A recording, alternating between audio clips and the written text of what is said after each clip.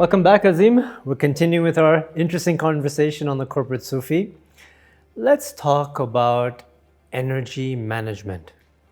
Leaders have to be pumped up all the time. They need to be ready for action. Just introduce us to the topic of energy management. What is energy management for leaders? So I think we have to start by asking, what is energy? So you go to work and you've got 40 employees or 10 employees or 3 employees. You look around. Just looking around and seeing people, you can tell who is looking energetic and who is looking lethargic, who is pumped up and who is not, even before they say any words or anything. Right or wrong? That is correct. Yeah. Sometimes somebody enters the room and the whole room gets uplifted. Sometimes somebody enters the room and the whole room gets completely, toxic. What is that? That's energy. People carry energy. And when you have positive energy, there's a twinkle in your eye. Your brows are unwrinkled. There's a smile on your face. Your heart is open and there's an echo in your voice. We talked about it in the spark. You have a spark. So that's energy. Okay? And then your question is, the second part is, how do you manage that? How do you create positivity? How do you keep it upbeat? And so on and so forth, right? So I think it begins by, your life, right? Your goals, your purpose. Because what drives you? If what drives you is exciting, is uplifting, is energizing, is engaging, then you're energetic. That's number one. But there's also a practical part. Are you looking after your body? Are you looking after your spirit? Are you looking after your mind? I give this tip, in my book, The Corporate Sufi, The Hour of Power. What's the hour of power? 20 minutes exercise, 20 minutes meditation, and 20 minutes reading something uplifting. Something for your body exercise, something for your mind reading, and something for your soul meditation. People say, but where do I find this hour from? I'm so busy already. So you wake up, you sleep an hour earlier, and you wake up an hour early, and you do that. And if you do that, you're energetic to start, because at 1 hour you invest. It's not expense. It's not profit and loss. It's balance sheet. So 1 hour you invest in your body, mind, spirit, significantly enhances the next 23 hours. You're more dynamic, more energetic, because you've done something for yourself, for your body, mind, and spirit. So doing something for yourself is not selfish, it's selfless. And this is where energy comes in, and how you manage it depends on your vision, your purpose, your goals, and also on looking after your different parts of your needs, body, mind, spirit. So energy is like fuel. You need to put fuel in the car, otherwise the car's not moving, and we are the vehicle. And you've got to put fuel in your purpose. You've got to put fuel in your vision. You've got to put fuel in your goals. Because even you've got to put fuel in your spark. So once you stop putting it, the battery is out, right? So is inspiration and energy the same thing? So I think they collide, right? Because if you're inspired, you're more energetic. If you're not inspired, you're lethargic or not as excited. So yeah, they both connect to each other. Some people may have energy because they exercise and they run a lot and they eat good food, but may not be inspired in their vision, in their purpose, in their goals. So even though they are active, they're missing something different to combine that. So how do I optimize my energy? So I think few ways. One is, of course, having this uplifting, energizing goals that makes you excited about what you want to do. So whatever you're doing, you have a goal larger than self. Your subject, which is your ego, disappears in the object, which is your purpose, your goal. So when your personal things disappear in something bigger, you become fearless, you become excited, you become energetic. Yeah, so that's one part.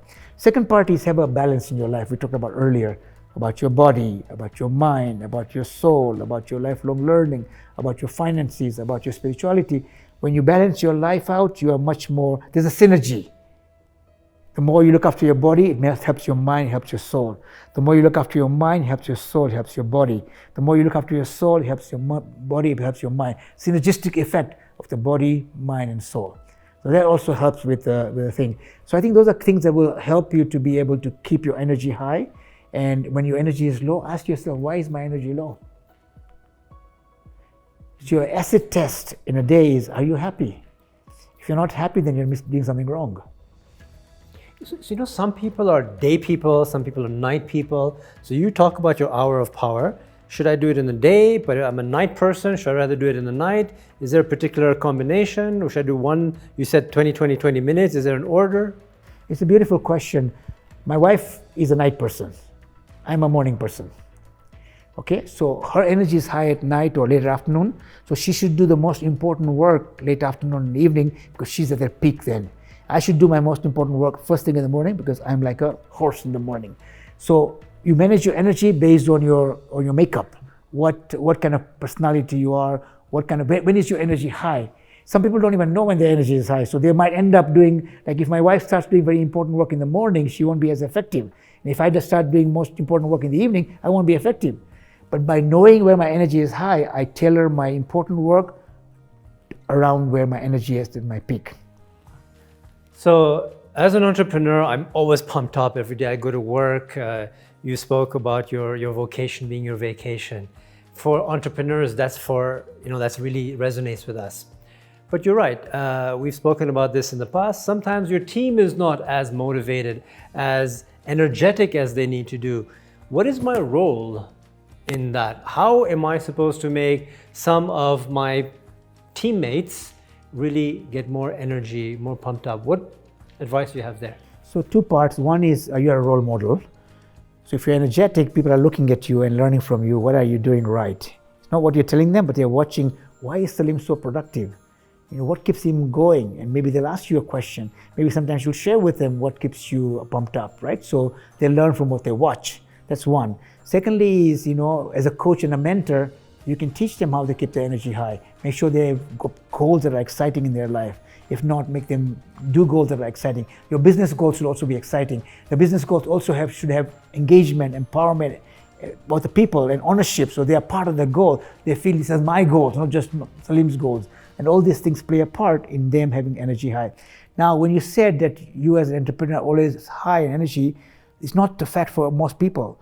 Because most people maybe have energy high, but something happens in the business, some mishap happens, somebody doesn't do that, and they get their energy lost because they lose their cool, they shout, they get angry, and they lose out, being centered. So again, reminding yourself is that how you react to things and how you respond to things can determine your energy. You're absolutely right. In fact, when I'm under high stress, anyone under high stress, energy goes completely down because stress sucks out all the positivity in you.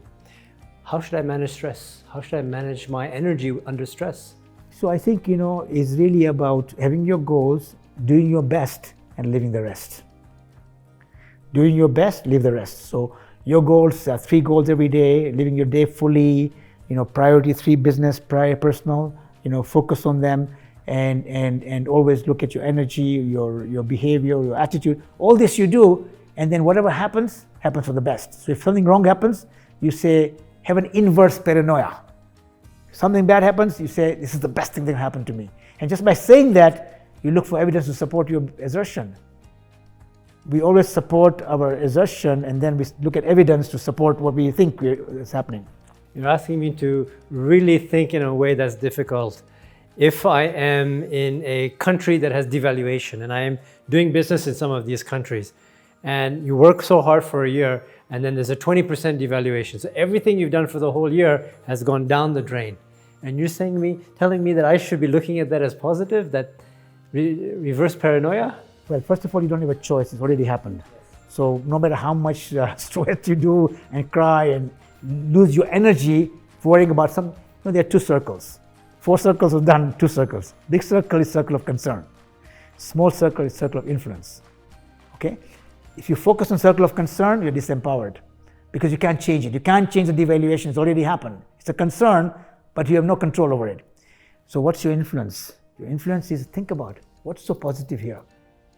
Maybe this is the time to get more devalued money, which when it comes back higher, I'm going to make some decisions in my business because it goes up and down. It's never one way, right?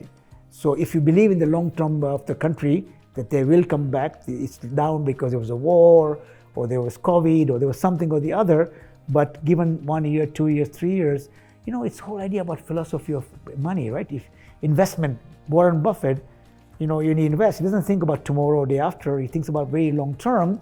He buys good stock, which are strong, which are solid.